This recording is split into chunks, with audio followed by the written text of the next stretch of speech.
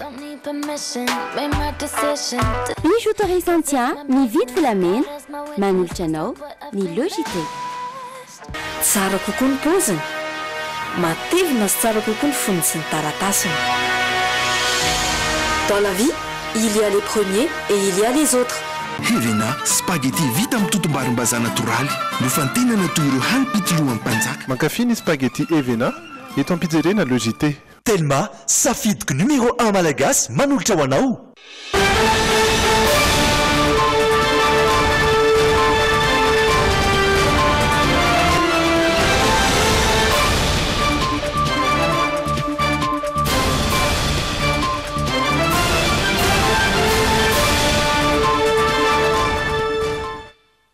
Miarabantsika tompoko lasy tompoko vavy amin'ny takarivan'ny alakamisy faharoa ny volana aogositra taona 2024 ny fotoanany Logitech izay rahako amin'ny Rindra Tahiry sy ny ekipa Ramanontolo ireto no tena voantsika ho anandrano.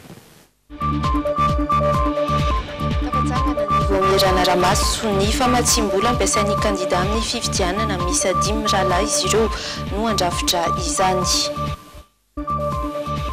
Niakatra filakevim-pitondratena ny olafitry ny mpisolo vavana ny conseil de discipline androany ny maître Razafinjatovo Wily fantatry ny rehetra amin'ny hoe maître Olala. Nandritra ny filakevitry ministra ihany koa nilazany filoham-pirenena Rajaonarimampianina ny fanombohan'ny andrana ho an'ny fametrahana puce elektronika amin'ireo omby. Toerana maro no efa nametrahana barazy amokarana angovo manerana ny nosy. Ary any ivelany ao Zimbabwe olona 3 hatreto no fantatra fa maty vokatry ny fidinana andalambe taorian'ny fivoahan'ny valim-pifidianana Vonjimaika. Miarabanao tonga sao tao anatin'ny Logitech amin'ity takariva ity manasa anao ihany koa izay anaraka izany hatramin'ny farany. Ny vaovao politika no isan'ny misongadina ao anatin'ny alauna ho antsika. Paperline, le choix de votre succès. Vibrez au rythme des couleurs Orlac. Trouvez Orlac partout à Madagascar. Ny lokon'ny vaovao miaraka amin'ny Orlac.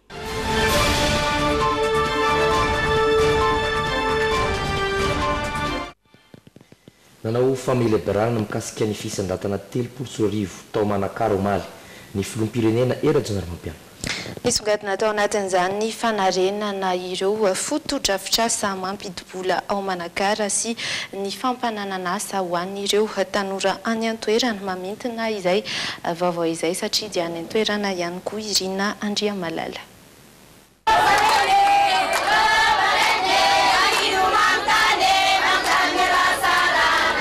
Nitondra ny vinan'ny fisandratany teto amin'ny faritry Vatovavy fitovinany ny filoham-pirenena Rajaonarimampianina omaly ariva no velebelarina nandritry ny ora iray ny vinana ho an'ny faritra tsirairay.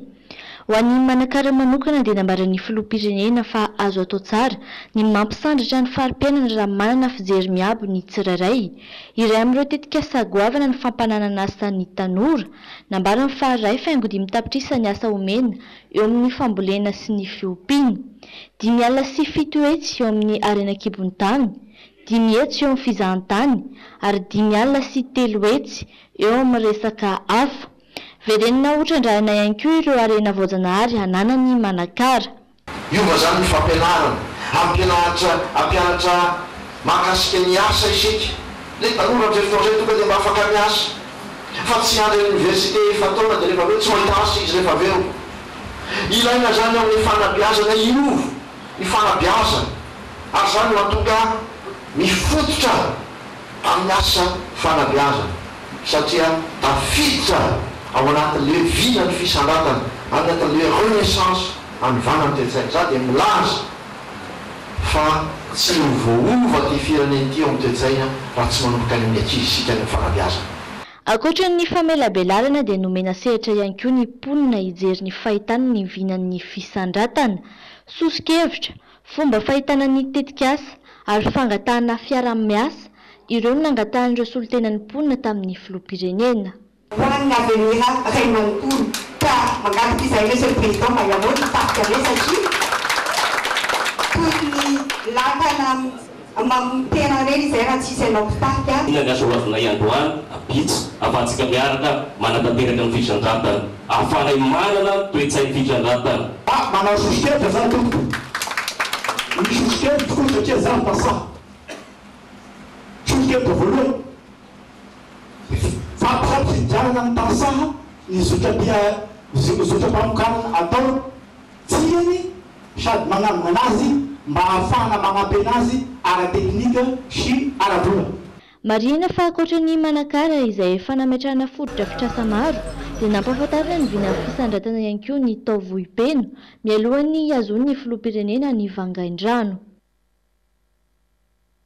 fa tafatsangana nomboka omaly ny voamery anaramaso ny famatsim-bola ampiasain'ny kandida amin'ny fifidianana misy 10 menada izy ireo no andrafitra izany sambany hatramin'izay nisy ny fifidianana eto amintsika vao tafajoro ity vaomera izay natao hanomezana antoka ny fangararany fifidianana eto amintsika ny antopisiany hoy ny filoha-hevitry ny vaomeram-pirenena misahana ny fifidianana raha tota fa resaka tamin'ny miarosofo rojiravaka sy daolo farakitsinainantena tsara misahana ny fitantanam-bola miisa 3 ary manam-pahaizana amin'ny fitantanam-bola 2 ireo izy 10 menada mandrafitra ny voamera misahana ny fanaraha-maso ny famatsim-bola ny fiainana ara-politika eto Madagasikara nampahafantarina sy notendrena nandritra ny filan-kevitry ny minisitra ny anaroby voalohan'ny volana aogositra teo 5 taona tsy azo avaozina ny fepito-piasan'ny voamery io mizara roa kosa ny andraikiny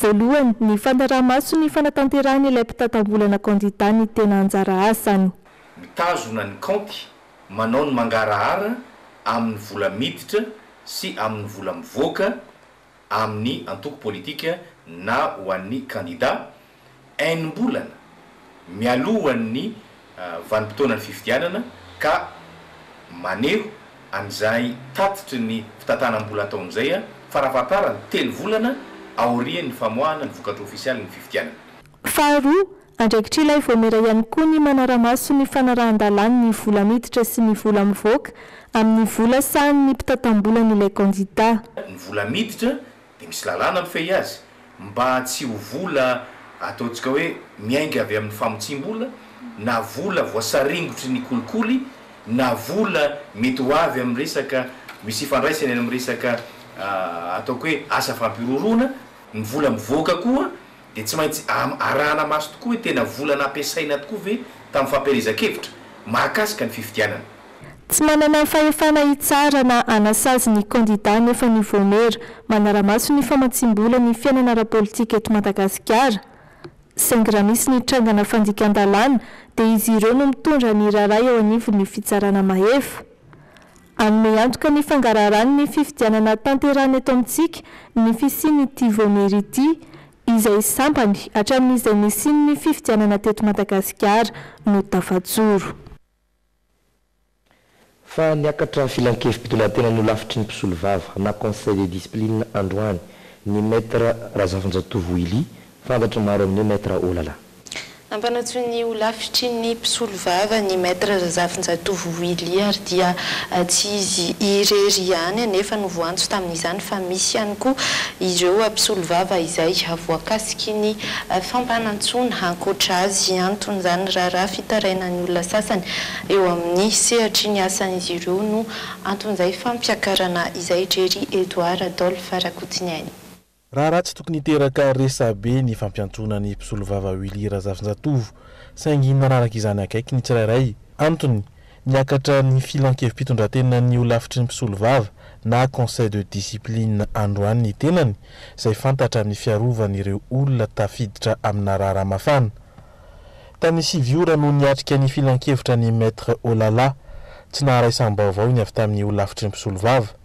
anisan'ireo nitondra ny fiarovan'ny maître Razafinjatovo ny mpisolo vava Hermandimby sy Jacques Randrembololona ty farany no nahafantarana ny ambangivangon'ny fanatrehana teo amin'ny andaniny rotonta naharaisana fitarainana ohatra ny orinasa Air Madagascar araky ny fanazavany tsy aivina fa niary ireo syndikalista teo anivon'ny kompani pitaterany ny maître Ili ary nisy ny teny nambaran'ny orinasa fa nanohina azy ireo navoaka ny ilay mpisolo vava zon'ny maître Ili ny miteny mba ho tombotsoan'ny olona arovany hoy maître Andrimbololona tamin'ny antso an-tariby izay ny fanaovana taminy.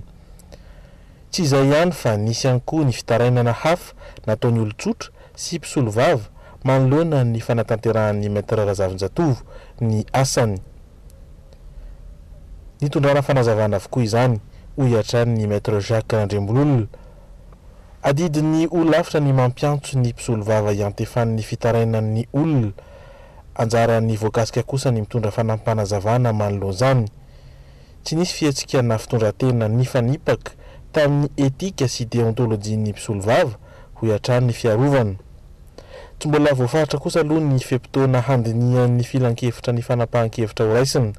Samy nandray izay tandrify azy ireo andany rotonta andrasana ny toy ny rara. Ireno nisongadina tao anaty alaionina fahaoriny dokam-barotsika dia mbola hiaraka eto indray anaraka ireo vao ao anaty actu.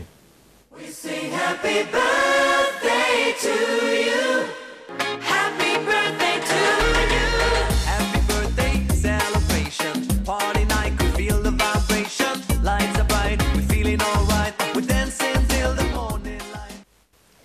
Avao ny fandripalemana no anokafantsika ity tapany faharoa anaty actu ity satria maro ary tsy mitsambitombo ny alatrombo misy eto Madagasikara tao ao izay. Ankoatra ny ady mivantana amin'ireo dahalo dia tsy mitsamokaroka vahaolana ny fitondram-panjakana manoloana izay alatromby izay ho marina andritra ny filakevitry ny minisitra no nanambaran'ny filoham-pirenena Rajaonarmampianina ny fanombohan'ny andrana ho an'ny fametrahana ny puce elektronika ho an'ny omby nanaiky avy hatrany izay vahaolana izay ny mpamatsy omby iray eto Antananarivo renivohitra izay tafaresaka ihany koa tamin'ny Pierre Dinara manana sy anjara-kotondrainy tamin'ity andro an'ity. Dimy tapitrisa ny isan'ny omby eto Madagasikara hisavy tamin'ny ministera ny fiompiana sy ny fambolena. Nanambara ho manana omby roa tapitrisa amin'ireo ny fikambanana mada omby izay mpamatsy omby ho an'Antananarivo. Manafatra omby 300 isan-kerinandro avy any amin'ny faritra Iosy, Tsironomandidy, Miandrivazo ary Ambalavao izy ireo. Dia ny mikasika ny tsy fandriampahalemana dia madaomby voatsela nanao fifanarahana tamin'ny ministèren'ny filohalon-daty amin'ny alalan'ilay partenariat public privé amin'ny misy korta omby satria fantatra tsara fa raha vao tsy misy korta omby dia tsy misy omby miakatra ary tsy hisy hena ho vonoina eto Antananarivo raha tsy escorteny omby io escortena miaramila avy amin'ny toerana raha tsy aka ohatra fotsiny any Mora Fenobe, any Antrano miakatra Antsoroany Mandidy.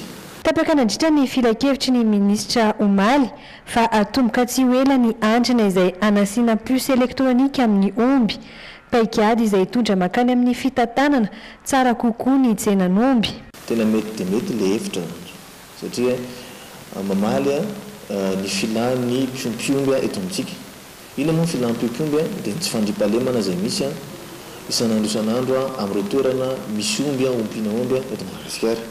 Marina fa omby miisa 2 alina aloha no anaovana ny andrana, tsy mbola voafaritra kosa ny daty sy ny faritra anaovana izany. Iverenantsika mahakasika izay fandriampahalemana izay rehefa avy eo fa famparo fa manankarena riandrano i Madagasikara. Riandrano izay loharanon'angovo azo tandrana tsara. Toerana maro radio no efa nametrahana barazy amokarana angovo manerana ny Madagasikara iray manontolo nitsidika ny iray tamin'izany Andry Lalaina Andriamasy dia ny tany amin'ny commune Ambanivohitry ny faritra ny Soavina faritra Amoriny Mani. Manaraka ny lalam-pirenena fafito mampitohy n'Antananarivo sy Fianarantsoa Atrantolo ary no misy any Soavina 220 km mailana Antananarivo. Tanana iray ao anatin'ny commune Ambanivohitra Ilaka Centre, faritra Moromani. Tanana moron-dalana ka mivelona fivarotana ny ankamaroan'ny nisy akombetsika tamin'ny roapolona ny fiaviany jiro teto. Ohatranao izay fivana? Zavatra mangatsika zany tena mitady zany rehefa inizera dia mitady hoe zavatra mangatsika. Nainga avy teto amin'ity renirano no hazavana nampandroso tanàna telo dia Soavina, Ilaka Centre ary Kianja izay samy manamorona lalam-pirenena fafito. Herinaratra azo avy amin'ny riandrano no napetraka teto no amin'ny canton de Ambifolo. Rano avy eny amin'ny tohadrano no manodina ny turbine izay mokatra herinaratra 10 kW mamatsy ireo mponina amin'ny tokantrano roa sy 300 izay vao natsasaka ny tokony hisiraka izany. Nay zao 1 kWh 525 ariary fa misy a prix de dépense isam-bolana 11500 isam-bolana tsy maintsy aloha de crédit ariary de crédit zany a iny zany zay anina mpanjifa iny tany crédit ana téléphone io zany le izy prépayé itety ivelany fa vitsy any roapona miroboka amin'ny fisitran'ny herinaratra ankoatra ny fahantrana dia ny tsy fampiny fanentana no mety antony izany tanjona mako dia ananana zavatra maharitra sy mateza ikena fa lafo be le ohatra hoe le any amin'ny faritra soaviny iny a satria na ny poteau sy tarihana ny herinaratra fotsiny a dia mba amin'ny béton le izy fa tsy hazo zany hoe amin'ny lafiny iray a miaro ny tontolo iainana sy hanapakapahana hazo fotsiny a dia ny fivatrika amin'ny lesaka transition énergétique koa dia efa misy koa misy investissement sy atao tetika asa nomezana herinaratra eny ambanivohitra manodidina ny 10 eo manirina Madagasikara no andalam-panantentanana hatreto herinaratra avy amin'ny tohatrano masoandro sy ny maro hafa avy tany amin'ny lalam-pirenena fitsika dia hiazon'ny lalam-pirenena Mahajanga kosa satria mba andraisana am-pilaminana ireo mpiala sasatra hitsidika amin'ny Mahajanga sy ho fanomanana ny fiatrenan'ny JMJ nahandro eran-tany ho an'ny tanora azo tanterahana any an-toerana ary ho famalina ny etaetan'ireo mpitatotra dia manao dinika miarahana tany an-toerana ireo ministera rehetra voakasika izany ametrahana lamina sy rindra isorohana ireo halozam-pifamovoizana sy ny tsy fandriampahalemana amin'ny lalam-pirenena fahaefatra sy ny lalam-pirenena fahaenina iny dia orin'izao avy hatrany ary dia andray ny anjara tandrifiny azy ny rehetra toy ny avy ao amin'ny ministeran'ny asa-panjakana ny asa vaventy izay efa nilaza fanomboka sady ny kojakody ny fikojakojana manomboka eo amin'ny croisement eny tsara tanàna tia atrany Mahajanga ary eo maeva tanàna ihany koa. Lalam-pirenena nisan'ireo ahitana lozam-pifamoivoizana matetika tao ao izay ny lalam-pirenena fahaefatra sy ny lalam-pirenena fahaenina. Betsaka koa ireo toerana izay anisany mampitaraina ireo mpitatotra tamin'ireo faritra ireo izay miteraka io loza io ka nahatonga ny fanateterahana ity atrikasa ity. Isorohana ny loza iarahana amin'ireo ministera isa tokony eto Mahajanga ity tarihany avy ao anivon'ny ministeran'ny fitaterana miaraka amin'ny ATT. Ny votoatiny ity atrikasa izay ohatrehantsika eto amin'ny faritry Boeny androany ity zany a dia mahakasika ny ady atao amin'ny tsy fandriampahalemana sy ny iatrehana ny fisorohana ny accident de circulation amin'ny lalam-pirenena fahaefatra sy fahaenina.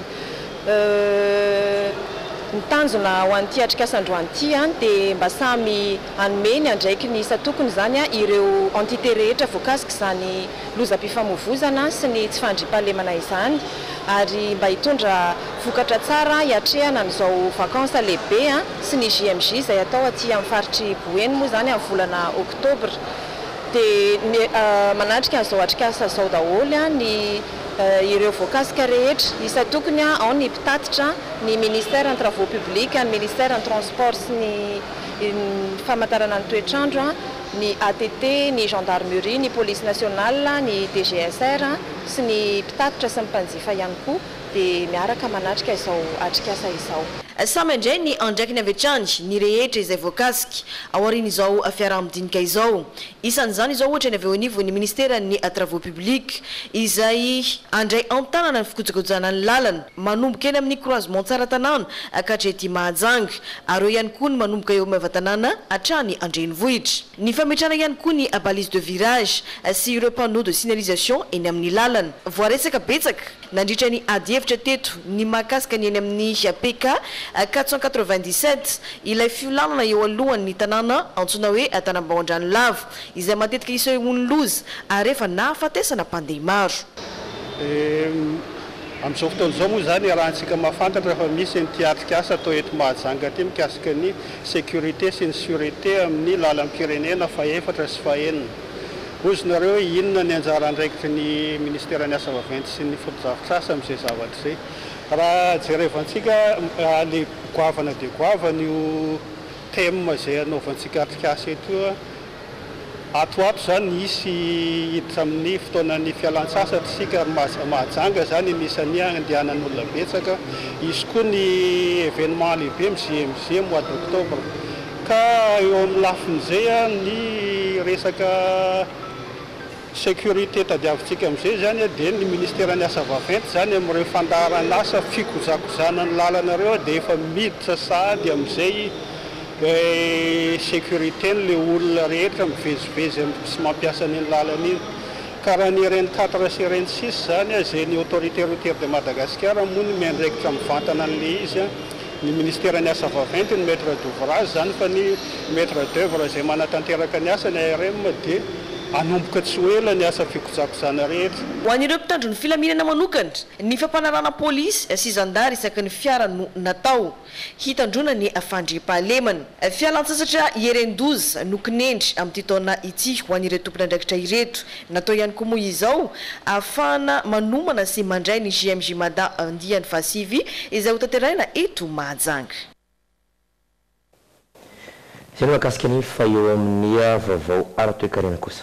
Ikarakara hetsika ho tosika ho fampahafantarana an'ireo orinasa madinika sy salatsalana ihany koa ilay atao hoe PME ny farany herinandro avy izao ny club entrepreneur étudiant du rendez-vous des entrepreneurs anany CER anampahafantatra izany izy ireo amin'ity fanadihadiana iarahana amin'ny Andrelaina Andriamasy sy Doda Ratsarinjato ity.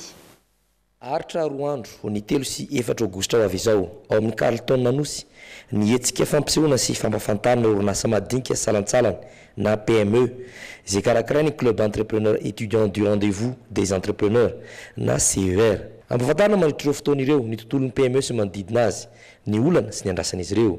Manana trano evy izy ampafantarana ny tenany ahafahany fanderasera mivantana mpitsidika fa misy amin'izareo koa manana fotoana mihitsy ahafahany mampiseho mamelabelatra momba ny zavatra ataony. Ny tena tanjon'ny hetsika zany dia mba ahafahana mampiseho hoe misy ny mpandrarah madinika salasalana ary tokony hatsaraina ny tontolo manodidina anazy ireo. Olana sy hedrain'ireo orinasa madinika salatsalana eto amintsika izay manodidina ny Telerivo eo manerina ny Nosy ny fitadiavana famatsim-bola anatevena ny orinasa sy ny fitadiavana tsenam-barotra.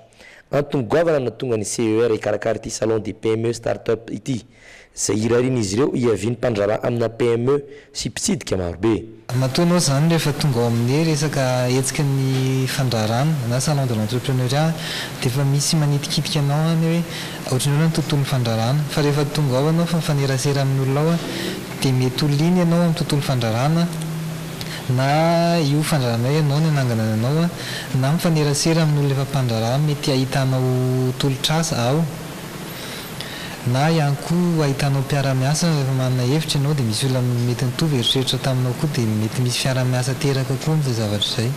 Ankoatr'izay manentana antsika rehetra na olon-tsotra na mpandrarah efa fotoana izao tokony hitenenantsika mba ahafahana miaro ny vokatritsika vita malagasy mba ahafahana miaro ireo mpandrarah malagasy dia tongava maro fa iresakitsika momba ny fandraharana. Etsy ankilany dia manao antsoava amin'ny fitondrana ihany koa ny CER izay tohanan'ireo mpiara-miasa aminy toy Frederic Ebert ny Action ary ny Open Flex ny sina lalàna ifehy ny tontolon'ny fandraharana madinika salatsalana eto amintsika. Izy ihany koa anatin'izany ny fampahafantarana ny fananana jeune entrepreneur karakarainy beny.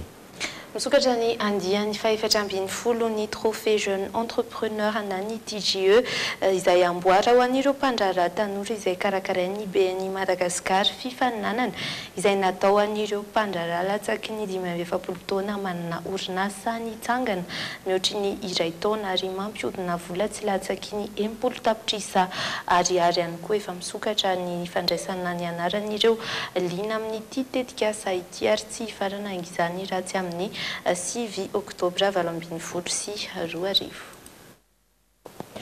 Amin'ny sehatry ny fandriampahalemana dia mitotaly 503 ireo zandary alefa anampisa mba hisy ny fandriampahalemana. Iparitaka amina faritra maromaro izy ireo indrindra fa ireo mafana amin'ny resaka alatromby eto amintsika ankoatran'ny izay resaka alatromby sy ny fanafiana miampy herisetra isan'ny nanaovan'ny zandarmaria am-pirenena tatitra ihany koa ny fakana angerina izay nitranga nandritry ny volana Jolay iny mamitina amintsika izay tatitra avy anivon'ny zandarmaria am-pirenena izay miaro Rojo Ravaka Adolphe Rakotiniainy. Ny sivy ny trangana fakana-keriny tamin'ny volana Jolay iny ka 40 ny olona lasibatra tamin'izany raha nitatitra voaray avy amin'ny zandarmaria pirenena efa andalam-panatanterahana ny fanatsiatsiana ireo manam-pahefana ary olona 10 no voasambotra hatreto. Misy iray tamin'ireo pakankeriny no maty tany amin'ny faritry Malaimbandy nandritra ny opération nataon'ny FIGN ary nafana namotsitra tsisy raorao ny olona niara-ny kidnapping tany amin'ny faritra io. Nazombokatra avy amin'ny zandarmarim-pirenena ihany koa ny resaka alatromby izay nahitana tranga miisa 720 tao anatin'ny ray volana. Enina arivo latsaka teo ny omby very tamin'izany saingy efa tafaverina soamantsara any amin'ny tompony ny 750,000 mahatratra 570 ankilan'izay no efa natolotra ny fitsarana noho izay resaka alatrobo izay. Misy ny fepetra tsy maintsy noraisin'ny mpitandron'ny filaminana amerenana amin'ny laoniny ny fiainan'ny mponina. Tafiditra ao anatin'izany ny fampiasana angidimby anaramaso ny trangana asandahalo na trangana fakanan-keriny. Rehefa niakatra na nitomboisa ireo alatra omby dia nanetsika misy opération miisa 5 amin'izao tsika miteny zao zany eo amperina amin'ireo faritra rehetra izay voatohitohina ny resaka alatromby. Mitotaly eo amin'ny 50 sy 300 eo ireo zandary manampy isa ary mbola omaly no misy nianga teto amin'ny quartier général ny commandement gendarmerie miisa 70 eo zareo nianga zany namonjy amin'ireo faritra izay voalaza fa misy andreo alatromby reo. Isan'ny nanaovan'ny zandarmarim-pirenena tatitra ihany koa ankoatr'izay ny fanafiana miampy fampiasana herisetra izay mananika ny 20 mahery tamin'ny volana jolay iny. Ny 750 amin'izay no voalaza fa tranga mahery vaika ka isan'ny fitaovam-piadiana tratra tamin'izany ny basy AKM iray sy basim-borona miisa 2. Iny vaditsika andreo maresaka irese-pirenena ho aty Zimbabwe aloha isika. Miaratsy hatrany fifandohana misy eo amin'ny tafika avy ao Zimbabwe sy ireo olona manohitra ny valim-pifidianana filoham-pirenena farany teo olona 3 hatreto no fantatra fa maty vokatra izay fidinana andalambe izay tsy eken'ireo mpanao fihetsiketsehana izay tarihan'ny antoko MDC ny fivoahan'ny vokatra vonjimaiky ny alatsinainy lasa teo. Miaina anaty krizy tanteraka i Zimbabwe taorian'ny fihatrehan'ny fifidianana filoham-pirenena. Ny alatsinainy lasa teo no nanambarana ny vokatra vonjimaiky izay nilaza ny fandresen'ny Emerson Mnangagwa avy amin'ny antoko ZANU-PF avy amin'ny fitondrana. Mitaky ny fandresena ihany koa tsy andan'izay ny antoko mpanohitra satria ho azy ireo nisy ny osika sy ny alabato. Nous ne sommes pas un peuple violent. Tsy vahoaka maherisehitra izahay, hoy ity mpanao fihetsiketsehana iray ity, fa mitaky fotsiny ny fifidianana mangarahara. Mais ce dont nous avons besoin. Andan'izay dia nanao fanambarana ihany koa nitarika ny ZANU-PF Emerson Mnangagwa fa raisin'izy ireo tompona andraikitra amin'izao fanakorontanana ny fiainam-bahoaka sy ny filaminana ao Zimbabwe izao ny MDC sy ireo mpitarika ao anatiny. Nanambara ihany koa ankoatr'izany avy eo anivon'ny voamiramisana ny fifidianana any an-toerana fa nahazo ny maro anisa teo anivon'ny parlemantera ny antoko ZANU-PF. Mbola andalam-panamarinana nefa izay vokatra izay mitaky ny amoahana izany araka ny aingana indrindra ny vondrona iraisam-pirenena. Hatramin'ny alatsinainy teo tsy nitsahatra ny fifandonana tamin'ny tafika Zimbabweana sy ireo mpanohitra olona 3 no maty ary betsaka ireo naratra. Raha ny fantatra dia mampiasa ny herin'ny rehetra ireo miaramila anapariana sy hamaizana ireo mpidina andalambe. Andrasana tsy ho ela ny vokatra ofisialy izay tokony ho voaka omaly saingy tsy tontosa noho ny korontana. Après l'annonce de résultats partiels des élections législatives. Katona nanuga omaly ary tsy ho azy tsidina mandritra ny fotoana voafetrany Tour Eiffel ao Paris mitaky fomba fandaminana sy fandrindrana asa vaovao avy amin'ny fitantanana ny toerana ireo mpiasa ao anatin'izay isan'ny taran'izy ireo ny larana lava loatra izay tsy maintsy hiandry eketan'ireo mpiasa ireo betsaka araka izany ny mpizahatany noho ny verimaina vokatra izay fitokonana izay. Mitokona tsy mety miasa ireo mpiasa amin'ny Tour Eiffel nanomboka omaly nitarika avy hatrany amin'ny fikatoan'ny fitsidiana izany hatry ny omaly. Mangataka fomba fandaminana mahomby vaovao amin'ny fandraisana ireo mpitsidika ireo mpiasa. Tafahoatra ny filaharana noho ny fomba fiasa izay takin'izy ireo ny fanavana ho hiatrany ireo mpiasa. no io dia betsaka ireo miverymaina tamin'ireo mpizahatany mikasa hitsidika ny Tour Eiffel. Cela fait 28 ans que j'attends pour venir. 20 taona izay no nandrasako mba hahafana mitsidika izany Tour Eiffel izany dia androany izy mikatona. Mbola hiverineto izay raha mipito satria mbola hijanona Paris. Tsy rarina nefa izany ho an'ireo vahiny avy lavitra. Izao zao avy any Venezuela. Mais c'est injuste pour les touristes qui viennent de si loin. Ity renim-pianakaviana iray ity ihany koa izao dia avy any New York. Nambarany fa efa lany vola be loatra izy nandritra ny fivaniana tany Frantsa ka mety hanana fotoana ahitana intsony Tour Eiffel. Tsy rariny izao na inona antony fitokoana ny mpiasa ho hatrany ity mpizahantany Amerikana ity. Nahatratratra any amin'ny ena faingorotapitrisy ireo mpitsidika ny Tour Eiffel tamin'ny taondasy. Izy no vakoka fahaefatra be mpitsidika indrindra ao Paris. Noho ny amaroan'ireo te hijery izany vakoka izany dia mety hahatratra any amin'ny adiny 3 ny filaharana vao afaka mianoka ny fitsidihana ny olona iray. Tapitra ny fiarantsika tamin'ny tapany voalohany iditra amin'ny tapany faharoa antsika aoriny tokambarotra. Ataon'ny alahady 5 aogositra izao ny fampisehoana Glita BCO izay miavaka amin'ny alalan'ny fitondran'ireo hira isan'ny sangany teto amintsika amin'ny gitara. Mikasika ny anarana tanàna no ianao tamin'ity androany ity nasaina nilaza tanàna izay fantany misy tarehy marika na chiffre ireo olona sendra ny fandraisam-peon'ny logité. Anatin'ny insolite lehilahy rosiana iray feno tatouage nisy 700 ny vatany tsy afaka nasin'izany nefa ny lohanony sy ny filahinka dia nesoriny ihany koa ireo taova ireo. Isany vitanao anatin'ny tapany faharoa mazava ho azy ireny zanam-pandarana ireny mbola ho avy eo ihany koa i Francis Turbo hanolotra amin'ny andralainy izay tapany faharoa izay ao anatin'ny miteniteny foana ihany koa dokam-barotra vitsy no iampitana ao anatin'izay ny tena kosa mametraka ny veloma mandra-piona ho amina fijery indray.